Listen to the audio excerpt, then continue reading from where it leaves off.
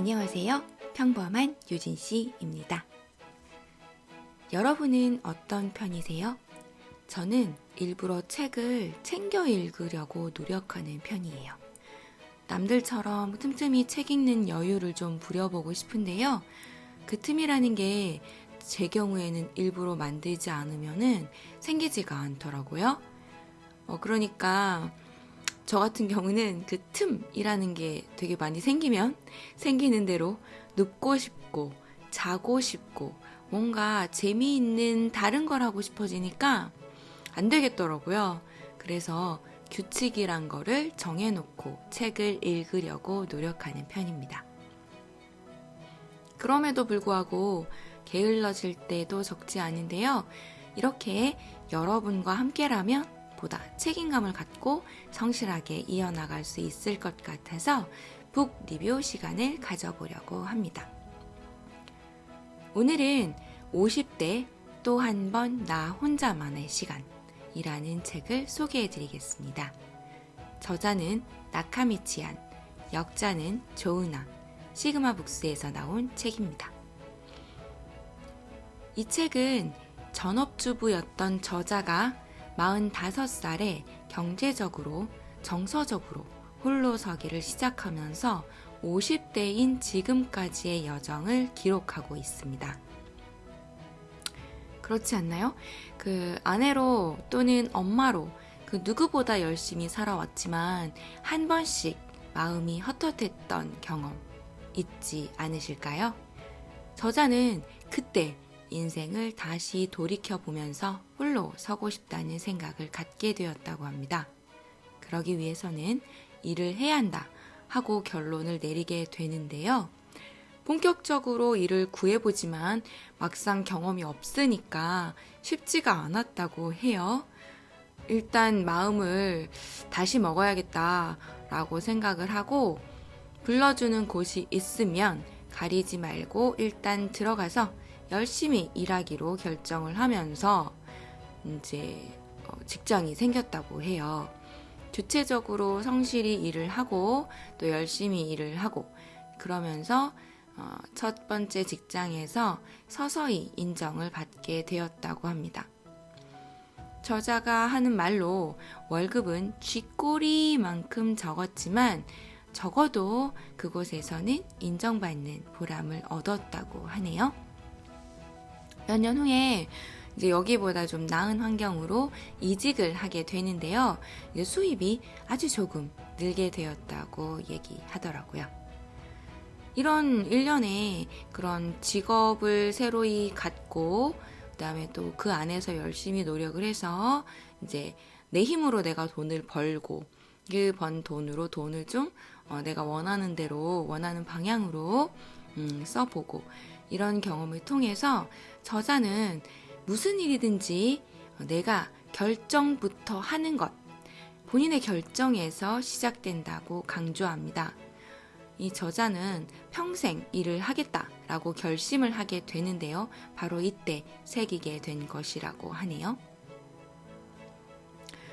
현실적으로 저자는 40이나 50대의 일을 처음 시작하게 되면은 육체적으로나 정신적으로 피로도가 굉장히 높기 때문에 익숙해지기 전까지는 일에 대해서 불만이 막 이렇게 쌓이거나 또 일이 싫어지기도 하면서 피해의식에 휩싸일 수 있다고 경고합니다.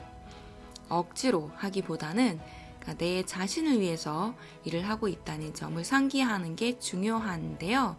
잘 해내고 싶다 이런 마음들을 이제 긍정적으로 가지고 접근을 하면 월급은 물론 성취감이랑 자신감도 함께 얻을 수 있다고 이야기합니다. 사실 이런 부분은 담은 4050 세대뿐만은 아닌 것 같아요. 누구나 처음 시작을 할 때는 적응할 시간이 충분히 필요하고 또 적응해 가는 과정에서 굉장한 에너지 소모가 일어나거든요. 그 시간을 얼마나 잘 버티고 견뎌내느냐 하는 점이 결국 어떤 일에 대한 지속성과 꾸준함을 갖게 해주는 것 같더라고요. 아마도 그 시점에 필요한 게 이제 저자가 말한 누구도 아닌 나를 위한 일이야. 이거는 내가 맛있는 걸 먹게 해주고 또는 즐거운 사람과 즐거운 대화를 나누게 해주고 그다음에 나를 위해서 꽃을 사게 해주는 그런 소중한 일이다 하는 점을 상기하도록 이야기하고 있는 것 같습니다. 그리고 보다 즐겁게 일을 하면 아무래도 능률이 오르고 행복하게 또 행복지수 올라가니까 그 안에서 내가 현재 일을 하고 있는 그 안에서 내가 할 수 있는 것들을 조금씩 더 찾아보고 즐거운 부분을 만들어가면 좋을 것 같다 하는 메시지를 주고 있는 것 같습니다. 저자는 주변의 지인들을 이제 보면서 본받을 점을 찾아보기도 하는데요. 이렇게 본받을 점을 찾고 모델을 찾으면 본인한테 긍정적인 발전을 꾀할 수 있다고 이야기합니다. 여기에서 저자는 2가지 예시를 제시하는데요. 이제 주변 지인들한테 이제 들은 이야기를 통해서 자신의 목표를 새로이 다짐하고 이렇게 하는 것 같습니다. 첫 번째는 이 급여의 대부분을 저축한 다음에 퇴직하고 나서 이렇게 모아둔 돈을 자본금으로 해서 노인 요양시설을 마련한 다음 복지 사업을 시작을 하게 된 70에 가까운 여자 이야기와 2번째는 하와이 데저택에 혼자 산대요, 이분이. 근데 사람을 이렇게 따로 두지를 않고 아주 사소한 집안일부터 친구들을 초대해서 파티를 하거나 아니면 이제 외부에서 오는 하와이로 놀러 오는 친구들에게 직접 운전하면서 가이드까지 혼자서 척척척 해내는 94살이나 된 여자분 이야기를 제시하고 있어요. 이런 이야기를 통해서 스스로를 채찍질한다고 하네요. 마지막까지 멋지게 살기 위해서 도움을 필요로 하는 노인으로 느끼보다는 혼자서도 웬만한 거는 척척 잘 해내면서 마지막까지 멋지게 살 것을 다짐하는 것이죠. 생각해보면 젊을 때도 그렇지만 사실 나이가 들어갈수록 혼자보다는 나를 둘러싼 가족한테 이렇게 의지하면서 살아가게 되는 것 같아요. 언젠가 제가 강연을 할 때 이런 질문을 한 분을 만난 적이 있어요. 여행 강연이었는데 질문자가 이렇게 이야기를 합니다. 50대 중반의 여성분이셨어요. 혼자 한번 여행을 해보았으면 좋겠다. 근데 어떻게 하면 좋겠느냐? 라고 저한테 질문을 하시는 거예요. 그래서 제가 아니 혼자 하시면 될 텐데 왜 그러세요? 하고 물어봤더니 남편이 항상 질문자님하고 같이 여행을 싶어 하신대요. 그런데 정작 그분은 남편하고 여행하기가 쉽지 않다는 거예요. 왜 그러냐 했더니 남편하고 여행을 가게 되면 피곤하다는 거예요.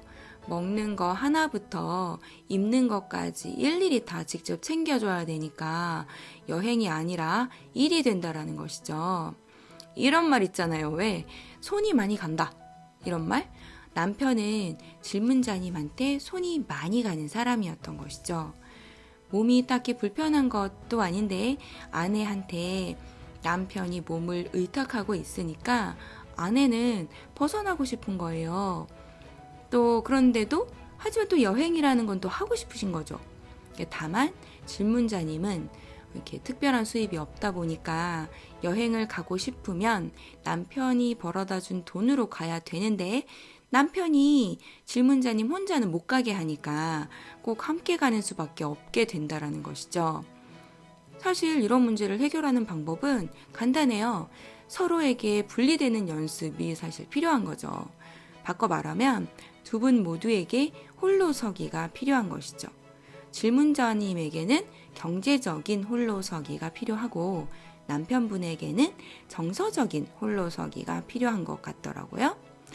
제 부모님의 경우에는 각자의 생각을 존중하는 편이세요.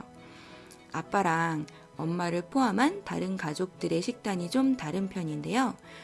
엄마는 가족 식단을 담당하고 아빠는 당신의 식사를 직접 준비를 하세요. 직접 아빠한테 필요한 식단을 짜고 규칙적으로 운동하시면서 식사를 하시죠. 우리 집은 서로 알아서 그때그때 집안일을 하고 있어요. 그 외에 각자 본인이 챙겨야 할 것들이 있으면 그건 자기가 알아서 챙기고 청소하는 시기예요. 뭐 서재, 내 서재 내가 치우고 네 서재 네가 치우고 요런 것들인 거죠. 근데 같이 살다 보니까 뭔가 공통적으로 신경을 써야 되거나 해야 할 일들이 생기잖아요.